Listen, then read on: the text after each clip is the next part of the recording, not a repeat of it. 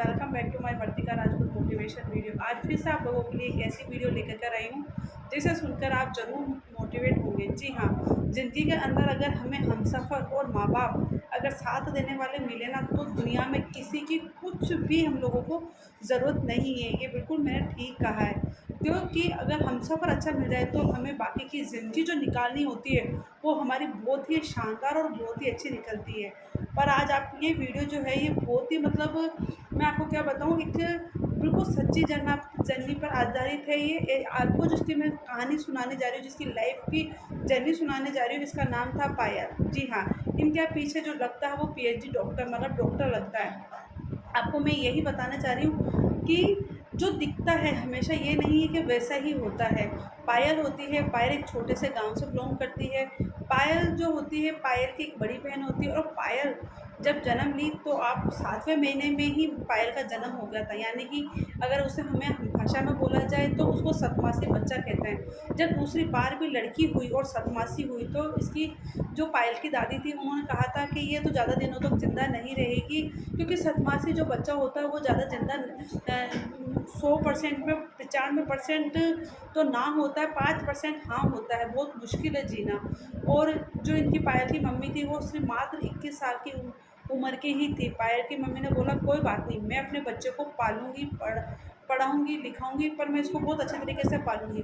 पायल की जो मम्मी थी वो पायल को बिल्कुल ऐसा रखती थी, रूई के जो फुम्मे होते हैं उससे वो पायल को दूध पिलाती थी। इसी तरीके से आप जानते हैं कि 2-2 जब लड़कियाँ हो जाती है तो लोगों की सोच बहुत अलग हो जाती है। जो पायल के जो हस्बैंड पायल के जो पिताजी थे, उन्होंने सोचा कि मैं 2-2 लड़कियों को कैसे मतलब किस तरीके से मतलब मैं पालन-पोषण करूँगा। वहाँ के जो लोग थे, गाँव वाले थे, लोग थे, वो ऐसे ही बोलते थे हमेशा कि ये तो अपने बच्चों को देखना एक ना एक दिन सड़क पर छोड़ जाएगा, एक ना एक दिन सड़क पर छोड़ जाएगा। इसकी मम्मी हमेशा एक कोने में रोती रहती, क्योंकि आप जानते हैं आज भी गाँव में अगर बेटियाँ हो जाती हैं तो यही बोलते हैं कि वो इतनी बेटियों को कहाँ पढ़ा लिखा कर क्या कराएगा, ये तो क्या करेगा, इसके तो नसीब में बेटियाँ हैं, बेटे तो है ही नहीं, कैसे इनकी शादी करेगा।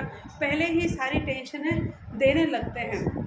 इसी तरीके से जो पायल थी, पायल की मम्मी थी, वो हमेशा ही रोती रहती अपने बच्चों को लेकर के। फिर पायल के जो दूसरी बार पायल की मम्मी के तीसरी बार एक बेटा हुआ तो उसके पिताजी थे वो खुश थे, हो गए कि चलो वो वंश को चलाने के लिए बेटा है। और फिर जो वो दादी थी उसका ज़्यादा से ज़्यादा मतलब जो एक प्यार होता है वो पायल के जो भाई था उसकी तरफ ही रहता था, दोनों बहनों की तरफ बिल्कुल प्यार नहीं रहता था। जो भी खिलाना-पिलाना था वो सिर्फ़ पायल के भाई को ही खिलाया-पिलाया ज़्यादा था। तो इसी तरीके से एक दिन चल रहा था, जब पायल बड़ी हुई तो पायल मतलब अपने पिताजी को जो प्यार था वो अपने भाई की तरफ देख के अपनी तरफ नहीं देख कर के वो बहुत मतलब देख कर के इरिटेट होती थी कि मुझ में ऐसा क्या है जो मेरे पिताजी हमें हमारे भाई जितना प्यार नहीं करते हैं। वो इसको देख कर के डिप्रेशन का शिकार होने लगी। इसी तरीके से डिप्रेशन की ज़िंदगी में वो आगे मतलब उसका बढ़ता जा रहा था और उसको पैनिक अटैक आने लगते थे। जब भी वो अपने पिताजी को देखते थे तो कितनी बार वो बेहोश हो जाती या फिर वो डरने लगती। तो वो भी अपनी ज़िंदगी को समझ नहीं पा रही थी कि मेरे साथ में ये क्या हो रहा है।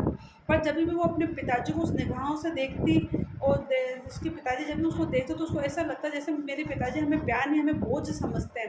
पायल की ज़िंदगी ऐसे ही चली जा रही थी और वो क्लास में भी बहुत शांत रहती थी, किसी से बोलती नहीं थी, करती नहीं थी। पढ़ाई में इंटेलिजेंट थी। गाँव के लोग बोलते थे बेटी को क्या पढ़ा करके क्या कन्याल करेगा, जो इसकी पैसे में इसकी में पैसे लगा रहा है। पर जो पायल की मम्मी थी वो बिल्कुल उसने ये सोचा कि मैं अगर पढ़ी नहीं हूँ तो मेरी बच्चियाँ तो पढ़नी चाहिए, मेरी तरह मेरी बेटियों की ज़िंदगी बिल्कुल भी नहीं होनी चाहिए। इसी तरीके से एक दिन पायल अपने घर में बैठी रहती है और वो जब डिप्रेशन का शिकार होती है तो वो सोचती है कि क्यों ना मैं अपनी ज़िंदगी ही ख़त्म कर लूँ। वो जा कर के एक भाग कर के जो किनारे की शीशी होती है वो पीने की करती है। उसी टाइम उसका छोटा भाई देख लेता है और उसको फेंक देता है और वो अपनी बहन को डाँटता है कि चाहे ज़िंदगी में कितनी भी परेशानी हो जाए, पर तुम कभी ऐसा कदम मत उठाना अपनी लाइफ़ के अंदर, कभी भी मत उठाना। ऐसा वो पायल को बोलता, छोटा भाई होते हुए भी वो पायल को बोलता है। पायल फिर पायल जब 18 साल की होती है तो वो अपने कॉलेज के अंदर मतलब पढ़ने के लिए जाती है फर्स्ट ईयर के अंदर। तब उसको वहाँ पर एक क्लासमेट मिलता है। तब वो हमेशा पायल को देखता था कि ये बहुत शांत रहती है, पढ़ाई में इंटेलिजेंट है, इसको है क्या? ऐसा क्या दिक्कत है? ये औरों की तरह क्यों नहीं मतलब बात करती रहती है? तब फिर पायल जो थी जब वो जो क्लासमेट था वो ही पायल से जाकर के बात करता है कि तुम्हें क्या है, तुम पढ़ाई में इंटेलिजेंट हो, बहुत अच्छी हो, फिर तुम ऐसे चुप चुप क्यों रहती हो। तो फिर वो पायल अपनी थोड़ी बहुत बातें हैं जो पायल अपने क्लासमेट को बताती है। क्लासमेट बोलता है कि तुम्हें ऐसी कभी चीज़ सोचनी नहीं चाहिए कि तुम ज़िंदगी में कुछ नहीं कर सकती। तुम्हारी माँ ने तुम्हें कितना मतलब दर्द सहन करके, सारी चीज़ों की समस्या को सहन करके तुम्हें पाला है, पोसा है, सबके ताने सुन के, और तुम अगर इस तरीके से रोगी तो उस माँ के ऊपर क्या बीतेगी। तो इस तरीके से पायल के दिमाग में कॉन्फिडेंस लेवल जो होता है वो बढ़ने लगता है। पायल फिर सबसे बोलने लगती है, मुस्कुराने लगती है और पढ़ने लगती है। इसी तरीके से पायल की जो आगे की पढ़ाई होती रहती है। तो फिर पायल का जो क्लासमेट 2 साल बाद में वो ऐसा बोलता है कि पायल, मैं तुम्हें बहुत दिनों से बोलना चाह रहा था, मैं तुमसे शादी करना चाहता हूँ। पायल ने बोला, पायल को भी मंजूरी थी। पायल ने बोला कि मुझे पापा मम्मी से पूछना पड़ेगा। जब जाकर के पायल अपनी मम्मी से पूछती है कि ऐसी-ऐसी बात है, मैं अपने पसंद के लड़के से शादी कर सकती हूँ, तो उसकी मम्मी ने बोला मुझे दुनिया की कोई फ़िक्र नहीं है, दुनिया वैसे भी ताड़ना देती रहेगी, पर मेरी एक शर्त है, तुझे पीएचडी करनी पड़ेगी। पीएचडी करने के बाद ही मैं तुम्हारी शादी करूँगी, तुम अपने पैरों पर जब खड़ी हो जाओगी। तब पायल जो होती है उस वो बिल्कुल हाँ कर लेती है, और वो अपने जो जो जो उनके हस्बैंड बनने जा रहे थे उनको बोलती है कि मैं पीएचडी करने के बाद ही तुमसे शादी करूँगी। उसके हस्बैंड भी बहुत राज़ी हो जाते हैं। दोनों ही अपने अपने रास्ते पर चलते हैं, और जो पायल थी वो पीएचडी करने की तैयारी करती है। फिर धीरे-धीरे पायल की जब पीएचडी पूरी हो जाती है और वो पीएचडी कर लेती है, तब उसकी मम्मी उन दोनों की शादी करवा देती है। जात बिरादरी दोनों की अलग होती है, सब लोग ताज़ने देते हैं कि देखो अपनी बेटी की शादी करवाइए बिना जात बिरादरी के, यूँ-यूँ बहुत सारे ताज़ने देते हैं। पर पायल की जो मम्मी थी इसमें बिल्कुल भी मतलब नहीं सुनती थी। पायल इसी तरीके से अपनी ज़िंदगी बिता रही थी। पायल का जो ससुराल वाले थे वो भी कुछ ज़्यादा अमीर नहीं थे। फिर पायल के थोड़े टाइम बाद में पायल के पति ने पूरा-पूरा सपोर्ट दिया। तब पायल का पहला बच्ची हुई, ऑपरेशन से हुई। तब फिर पायल घर पे ही रहती, अपनी बच्ची को सँभालती, तो सब लोग ताड़ना देते कि ओहो! पीएचडी करी भी है, फिर भी अपनी काम तो इसको झाड़ू पोछे का ही करना है, घर का काम ही करी, तो पीएचडी क्यों करी है, कुछ करती तो नहीं है। ये चीज़ें पायल को सुननी पड़ी। फिर सेकंड बच्चा वो बच्ची हुई, वो भी बच्ची हुई और ऑपरेशन से हुई। तब लोग बाग बोला ओहो! 2-2 बच्चियाँ हो गई, ये ज़िंदगी में क्या करेगी? देखना इसके तो, ये तो अपनी है ना दोनों बेटियों को रोड पे छोड़ कर के भाग जाएगी। दोनों बेटियों को, इनका तो क्या है, इनका तो क्या शादी करवाएगी, इनके पास क्या है, क्या पैसे, कुछ पैसे नहीं है इनके पास में तो। वो पायल थी वापस से डिप्रेशन का शिकार होने लगी। उसके पति समझ गया कि पायल के साथ में कुछ ना कुछ तो गड़बड़ी है। पायल के पति ने एक बार उसको अपने पास में बिठाया और फिर बोला कि देखो पायल, तुम्हें ज़िंदगी में कभी किसी की नहीं सुननी है। हमारे 2 बेटी है, कोई बात नहीं, हमें लड़का चाहिए भी नहीं। हम हमारी बेटियों को पढ़ाएँगे, लिखाएँगे। तुम दुनिया की चीज़ें छोड़ना छोड़ो। अगर तुम पागल हो गई, अगर डिप्रेशन का शिकार हो गई, तो तुम तुम्हारी बच्चों का अच्छी तरीके से लालन-पोषण बिल्कुल नहीं कर पाओगी। तो सोचो, जो तुम्हारी आज हालत हुई है, क्या तुम तुम्हारी बेटी की हालत करना चाहोगी? वो अपने उसका पति पायल को बैठ करके अच्छी तरह से रिलैक्स होकर समझाता है। फिर वो पायल के हाथ में फ़ोन देता है कि ये लो, तुम टिकटॉक पे है ना फ़नी वीडियो बनाया करो और वीडियो वगैरह बनाया करो, ताकि तुम्हारा मतलब है ना माइंड फ्रेश रहे। जब पायल टिकटॉक पे अपनी वीडियो बनाने लगी तो उसकी वीडियो काफ़ी मतलब वायरल भी हुई। लोग बाग देखने लगे, करने लगे। जब वीडियो वायरल हुई और अच्छे खासे मतलब व्यू आए, उसी टाइम ही पायल का जो था टिकटॉक उस टाइम बैन हो चुका था, तो वो चैनल ही बंद हो गया। फिर उन्होंने इंस्टाग्राम पर अपना चैनल खोला और इंस्टाग्राम से बहुत फेमस कमाई। फिर उसके बाद में उन्होंने यूट्यूब पर अपना चैनल खोला, कॉमेडी एक चैनल।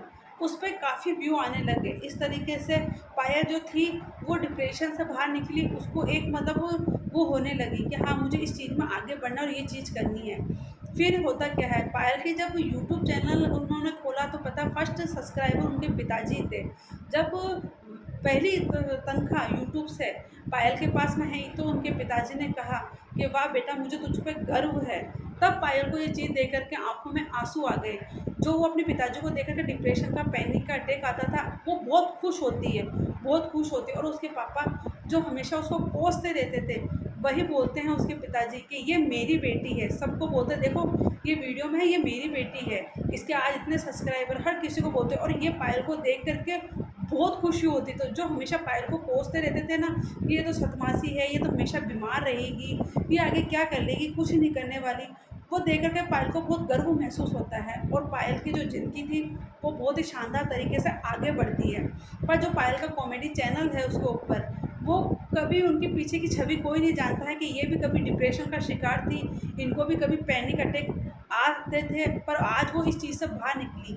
क्यों? क्योंकि उसमें सबसे बड़ा सपोर्ट उनकी माँ का और उनके हस्बैंड का था, सबसे बड़ा सपोर्ट। तो ज़िंदगी में यही है कि हमें हमारे माँ-बाप और सपोर्ट शादी के देने के बाद में अगर हमारा पति अच्छा मिल जाए, तो हमें ज़िंदगी में आगे बढ़ने से कोई नहीं रोक सकता, और जो समस्या आती है, उससे भी हम बहुत अच्छी तरीके से निपट सकते हैं। जी हाँ, बिल्कुल, क्योंकि अगर 2 ज़िंदगी में 2 ये चीज़ें अच्छी मिल जाए ना, तो ज़िंदगी में कभी किसी की कोई ज़रूरत नहीं है। और हाँ, जब पायल डिप्रेशन से निकल सकती है, तो हर कोई क्यों नहीं निकल सकता? बिल्कुल निकल सकता है, अगर कोशिश करें ना, तो हम 100% निकल सकते हैं। आजकल की बीमारियाँ यही चल रही है, डिप्रेशन, एंग्ज़ायटी, घबराहट, ये सारी चीज़ें चल रही है, क्योंकि आजकल हर किसी के जीवन में इतनी समस्या होती है कि वो इन चीज़ों का ज़रूर शिकार होते हैं हर इंसान।